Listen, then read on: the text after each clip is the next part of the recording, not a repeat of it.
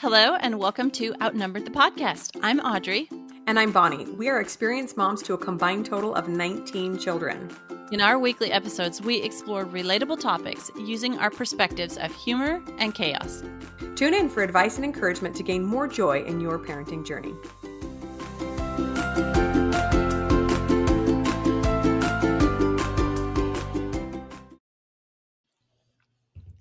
Hey, friends, we are back and we are excited that we have another guest with us this week. So we have Melissa with us, and she is from Family Brand, and we are so excited to share her amazingly unique take on raising your family with you guys today. And so we brought her on because we really think you guys don't want to miss out on what she has to share.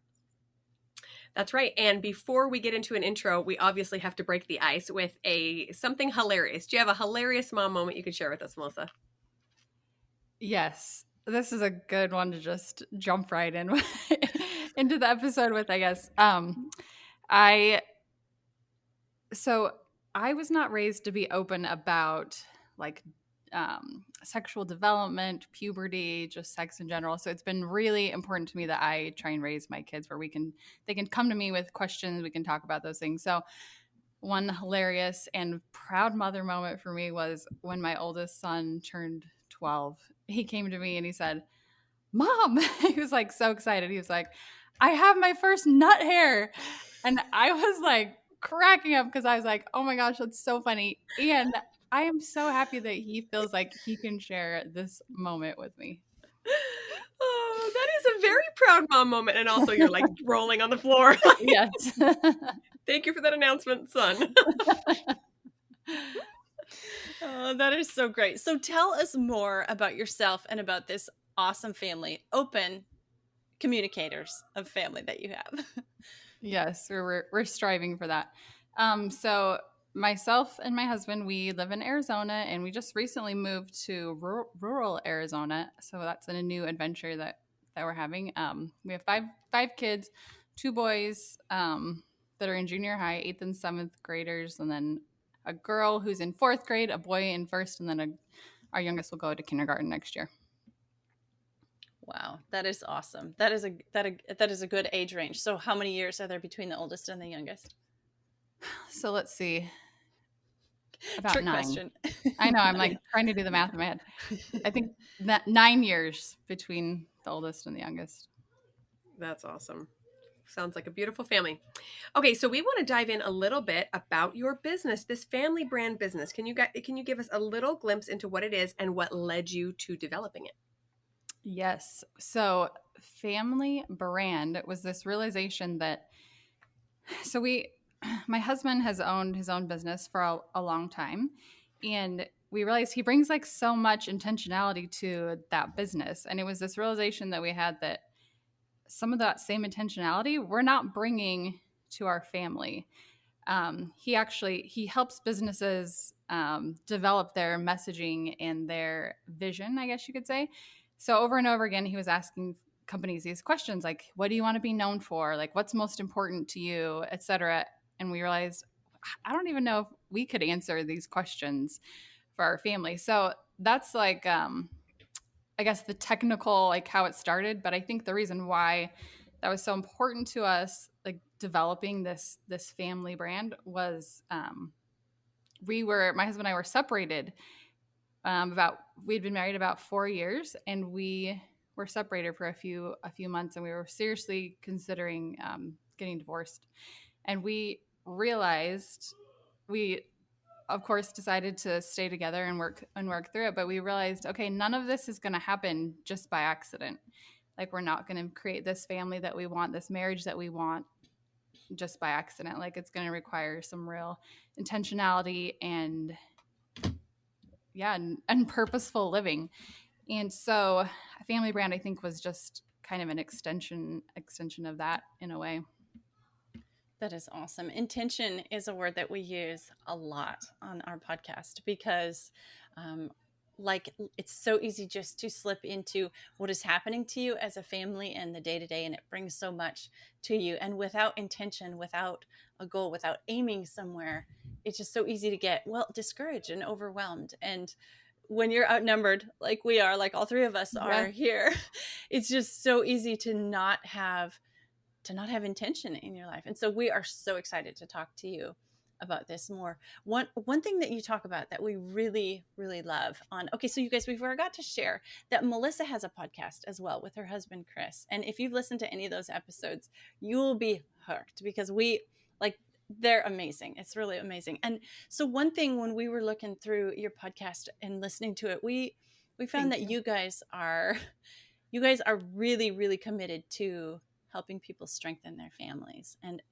that is just amazing because in a world that seems to be trying to weaken the family, like that is the goal. How can we be intentional and courageous about strengthening our own families? Yes, I think I love that you use the word courageous because I think it absolutely does require courage. And Chris and I, we've gone back and forth a ton, like wondering, okay, what do we want for families like that maybe come through Family Brand? What is the outcome we want? And that actually is what we really desire for anyone that is coming, listening to our podcast, or we do have like a program as well.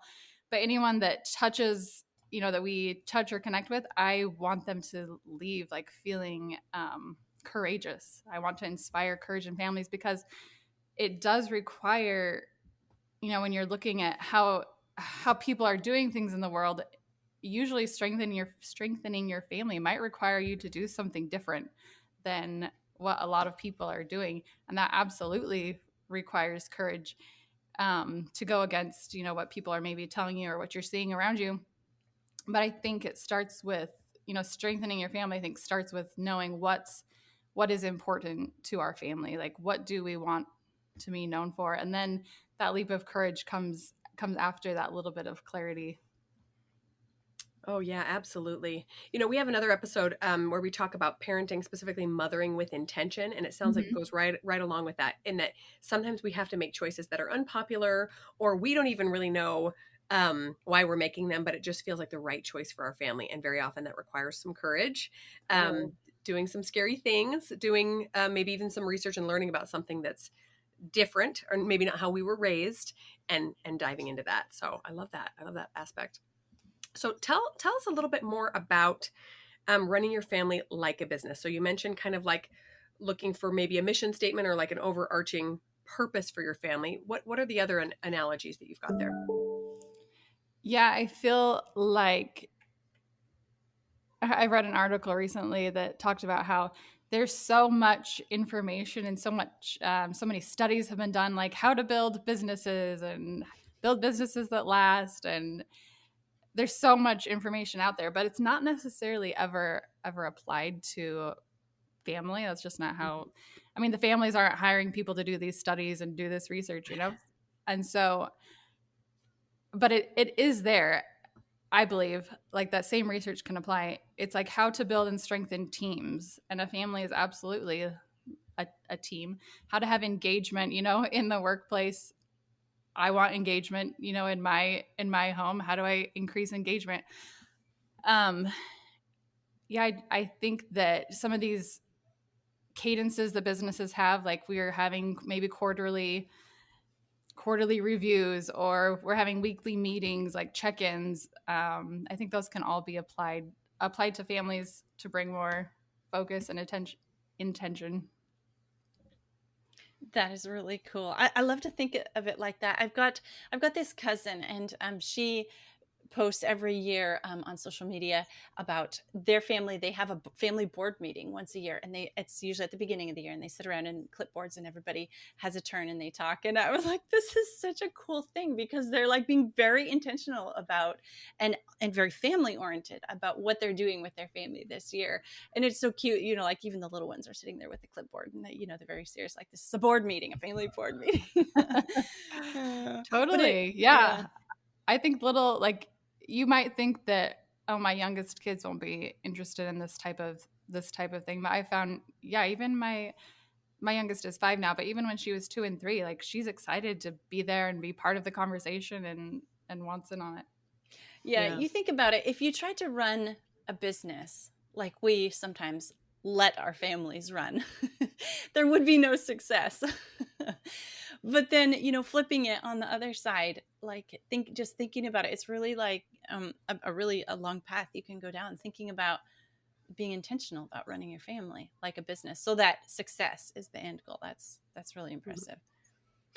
Well, one thing I wanted to mention here is it seems like when we approach our families with this real incredible intention, what we're doing is we are defining the entity that is our family, right? Because sometimes we just kind of create this family and we think it's just something we fell into, right? Well, these kids just came and no, we were very intentional in choosing our spouse and in planning our children, and we should be communicating that to our children and to the rest of the family. Like, this is how we met. This is how we created our family, physically. This is how we created our home physically, and then emotionally, spiritually, whatever. To communicate that really instills this sense of belonging. And that's what kids need over anything else, is a sense of purpose, a sense of belonging. And when they get that from their family where they're supposed to get it, Mm-hmm. well, how powerful is that, right? How many challenges will they be able to get through so much easier because they know who they are and where they belong? Totally. And that there's so much research about that very thing, that like the number one need of people is belonging. And you're right, the family, if the family can provide that sense of belonging, like that is absolutely, I believe, the best place for a child to feel that sense of belonging. And I also love what you're saying about telling your children the stories of maybe how you met and how the family came to be. Also a ton of research about the importance of telling family stories and how that creates identity, um, within adults and especially children as they're growing and developing and kind of learning, who am I and where do I fit into this big picture of life and our family. That is so cool. I love to hear stories from like my ancestors and like their stories, and I want to, like, it makes me think to be more intentional, like what stories are my kids going to be telling their grandkids, about us and about their family of origin. That's a really neat thing to think about. So one thing you talk about in your work is taking back your family's time. I think that is like what every family struggles with. So like, is this too good to be true, or how can we really make this happen, taking back our family time? I know it is so hard because Chris and I were just having a conversation last night actually about this very thing, because it seems like some time's gone by and we've kind of fallen into some old like habits and routines, and the kids have been playing sports and they're getting home late, and I was telling him I feel like we're not connected like we sometimes have been, like I want to be. So I think it requires, well, a few things to take back your family's time. It requires like a vision for what you want, like what do you actually want as a family. And then from there, it requires that courage that we were talking about, like courage to, maybe there are some things we need to say no to, maybe there are some things we need to add in. But I think that's kind of where where it starts. Um, and then from there you can fill in, like, no, we're gonna be home as a family on Tuesday nights or whatever it is. um, but it does definitely require courage and some decision making. Yeah. Yeah, I love that. One thing that we've always prioritized with our family is supper time Mm-hmm. together, and that's something that, like, it was hard when you have little kids and they're just tired, and it's at the end of the day, and you're tired because you made supper after taking care of kids all day. But as our family has grown, that's where the reward has really come in, because sitting around the table talking together, like with your kids and your teenagers as they grow up, that has just become really, really a time that we protect and we cherish, because Hmm. it does so much for our family. It's the time when we connect and we're together. So I definitely support, finding your place that your family can connect and grab back that time. Totally. Okay, so Melissa, let's say that you're one of our listeners is here and saying, yes, my family needs this. I definitely want to get on track, be more intentional about creating this brand, this family that really feels like a sense of belonging. Do you have a couple of steps that they can get started on? Where would they start to do this? Yes, I would start. I'm trying to decide. I have two things going in my mind. I'm like, which Yeah, one do I yeah. want to say?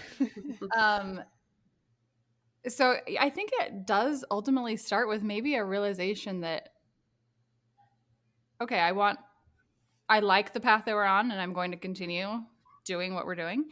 Or maybe it requires like a real honest look of like, I want something different, or think we could make some tweaks. Um, so I think it starts there with a real honest like look at how you think things are going, and are you on the path, to end up ultimately where you want to be. Um, and then I think it requires the vision. Like, so maybe you've decided, no, I think we can make some tweaks, but what actually do you want as a family? What do you want to be known for out in the world? Um, I think absolutely like that sense of belonging is something that every family should strive for. So maybe asking yourself, how can we create more belonging in our home? And I think that looks like every member of the family being valued for who they are as they are. So how can you increase those feelings in your home? And then it's kind of the same conversation that I feel like we're having. And then just like the making sure that what you want is a priority in your life. Like I just Mhm. mentioned before, my kids have gotten really busy with sports lately, and I realized like, okay, we're like way over here. Time to like take back the family a little bit. Like we need to be having those dinners together again. Need to be having those like meaningful connections. Mhm. We like to do kid dates where we take like one-on-one kind of kid dates, and I'm like, oh, we haven't done that for a while. Let's like bring it back, like take back our family from all these things that we've gotten busy with. Oh, that's so great. So let me see if I understood. I'm trying to. So it sounds like first you're saying evaluate where you are, right? If you Yep. see that you need to make a change. Second, decide where you want to go, some sort of a goal, like Hmm. direction. And then third, prioritize it, right? And it sounds like the prioritizing step has to be done multiple times, like constantly. Yeah, Is that true? absolutely. I think you do it once and then it's like, yeah, a decision that you keep making, and then you realize like, oh, we're we're way over here again. Like Yeah. let's come back to it, and not getting like frustrated with that. Just knowing like, okay, this has happened again. Like let's reevaluate, Hmm. and it's all okay. Kind of like those tiny course corrections all the time, right? Like we do that with our Hmm. own lives. We have fitness goals or spiritual goals or whatever. We're kind of constantly course correcting when we see that we've gone off track, but we got to do the same thing with our family. It's great. Okay, so let's zoom in for a second on that one about vision, okay? Because that's something, so we talk about that a lot on this podcast because my husband and I have what we refer to as our 20-year vision. And we want to, like, we use that all the time in our parenting. Like, how is this going to affect us in 20 years? Or how is this going to affect this child or our family relationship, that kind of thing. But for those families who maybe are struggling to find a vision, like, where do you even start? Do you have any counsel for people on that? Yeah, that is hard because that decision or that statement feels like this is going to be it for the rest of our lives. Like we better get it right. Um, so my advice would be to, well, first of all, to not let it feel like such a big thing. Like just maybe make your current best thinking. Like what is it that we, and maybe I would ask myself this question. This is how I like to view vision is like what do we want to be known for, rather than like where do we want to be, I guess. It makes it a little bit easier for me to wrap my mind around, I guess.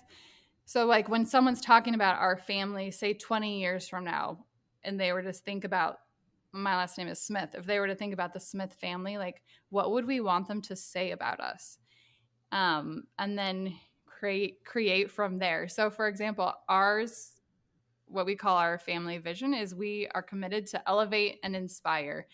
And so I'm telling my kids, as they're having interactions at school or at home, and even myself, like when I maybe don't want to show up, I ask myself like, no, I'm committed like to elevate and inspire. Or if there's, again, my kids at school, like recently my son was going on a camp out, and I said, hey, just remember, like and we come up with this together. This is not something that Chris and I just decide for our family. Like we sit down in a family setting, and my kids are old enough to do this. If your kids are little, like it would just be you or your partner, your spouse. But it's something that we're all like on board with. Like, no, we want to elevate and inspire, whatever that may look like in each situation, but continuing to hold ourselves accountable to that. Oh, that's beautiful. I love that. I love that. And so that's kind of the reminder you give them when they go out the door, right? Or they go to a new situation is remember, the Smiths are known as people who elevate and inspire. We're committed, to elevate and inspire. Oh, that's really beautiful. It's beautiful. That one is awesome. Okay, so you and Chris have a course, right, that people can take about developing, creating, and this vision and like a brand for their family. That's correct, isn't it? Can you tell us a little bit about that for a second? Yes, absolutely. We do have a program, and you can find it on our website, familybrand.com. But it walks you through creating your family brand, basically, and we call it the Strengthen Your Family program. But it helps you kind of look through some of these conversations we've already been having, like who is your family been? Like what family stories are you going to tell your children? What of your family history are you wanting to bring into your family today and make sure is passed on and carried on? And then it's developing that vision and those values, and then also we have a really easy system that you can plug into, like, okay, how are we've developed this family narrative, we've developed these values, now what do we do with them? How do we implement them into our family so that this is something that, a brand that we're living and breathing every day, and it's not just this cool exercise that we did this one time. Yeah, that is awesome. The continuation of something that really inspired you.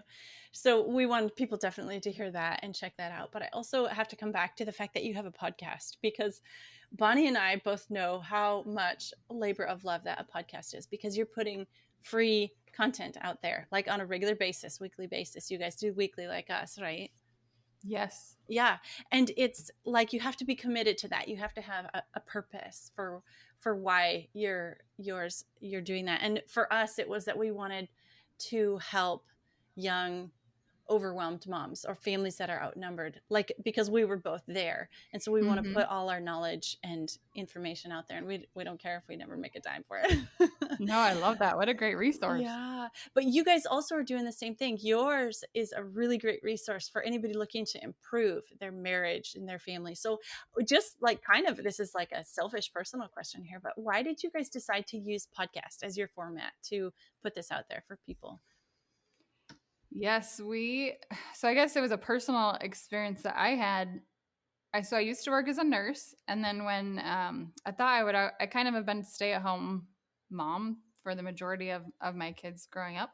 And I always thought, oh, when they're older, I'll go back to working as a nurse. So maybe like 3 or 4 years ago, I heard a podcast, and on this podcast, they were talking about it's basically like finding direction in your life, and specifically around like allowing God to help you like find direction.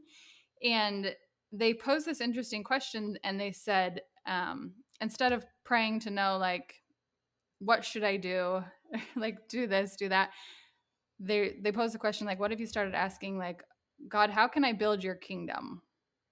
And I was like, what an interesting question. Like, I think my next thing is nursing, when my kids are a little bit older. But what if it's something else? And so I started like asking God, okay, I'm going to ask you this question. Like, how can I build your kingdom? And it like makes me emotional every time when I like relive it. But I just had this cool experience that was like, okay, you can build my kingdom by building families. And we had kind of been talking about this idea of family brand anyway. Chris and I had been in this conversation, but at that moment I felt like, okay, this wasn't just something for us. This is like something for others, like that we are meant to share with the world. And I don't know what it turns into, what it looks like, but I feel like, we started with the podcast because we're like, okay, let's like, how can we get a message of strengthening families out to people? And it just felt initially that a podcast was a way to reach people about how they can go all in on their family and strengthen their family, because as we all know, like, it is challenging to raise a family today, and it requires courage and it requires faith, and sometimes it feels really lonely. So I think anyone speaking out, like, in favor of family and how to do that, I think it's like invaluable right now. Yeah, that is amazing. And you have such an authentic story to back up what you're teaching, because your family started basically broken, and then you repaired it and strengthened it and built it into an amazing family brand. And so I love that you have that authenticity to back up what you're teaching others. Thank you. Yeah, thank you so much for sharing that, Melissa. What a beautiful story. Okay, so to wrap up, I had one last question. Now, we love to talk to our listeners who are predominantly younger moms who like to feel kind of overwhelmed, outnumbered, stressed out, right? What would you have to say to those who just feel like, oh gosh, maybe developing this family brand or being intentional with my family seems like one more thing on the list of things I'm not doing? How can we speak to them and give them a little bit of confidence that they can do it? Yes. And I think there's so much competing, like, for our times as mothers. Like, that is such a real concern. Like, I feel it myself all the time. But I think that, I guess what I would say is, it's not something that, like, in a business, if you invest in your brand, it's like, oh, you'll get this like great return on your money and this and that. So that it's not like you can measure some things. Like, you invest in your family for like 30 years and it's like, is this going to pay off? But I firmly believe that any investment that you're making into your family, such as this, like, as far as, and I'm not even saying like, my family brand thing, I'm saying any investment that you're willing to make into your family, as far as like getting clear and getting, like, taking intentional movement in some direction, there will be like the dividends will be more than you can even imagine. But it is hard because you get so stuck in the day-to-day and just getting through dinner time and bedtime. But I think if you can, here's this word again, courage, like, look up for a minute and just maybe ask those questions, like, what do we want to be known for? Are we on the path that we want to be? Like, that will take you where you want to go as a family. Oh, that's so good. It reminds me of something we hear a lot as entrepreneurs, because Audrey and I are both entrepreneurs as well. And we often hear the recommendation to remember to work on your business and not just in your business. And the family is just the same way. Sometimes we get so caught up in the right? The laundry and the dishes and the picking the kids up and all these things that we forget to zoom out and work on the family, which is the structure and the intentionality and the purpose and that vision. That is so much more important than the laundry and the dishes, although those have to get done. But yes, to take that time to create a framework so you know where your family is headed. Oh, I love that. Beautiful. Thank you. Oh, Melissa, thank you so much for coming on and sharing with our listeners your great wisdom and inspiring encouragement for everybody to work on their family and to strengthen their family and be courageous about it. Can you tell our listeners where they can find you on the internet so that they can learn more? Yes, you can go to familybrand.com, and our podcast is called Family Brand. And sometimes I post to Instagram. It's called Our Family Brand, OUR, Our Family Brand. I'm Bonnie. I'm Audrey, and we're outnumbered. Thanks for listening, friends. Click the link in the show notes to subscribe to our email and never miss another episode. Show us some love by leaving a review on iTunes or sharing the podcast with a friend. Thanks for all your support. We'll talk to you next week. Melissa, go ahead. Go ahead. No, go ahead. No, you finish up because I'm about to wrap it up. No, I really don't know what I was going to say. Go ahead. You're fit right in here. Where was I?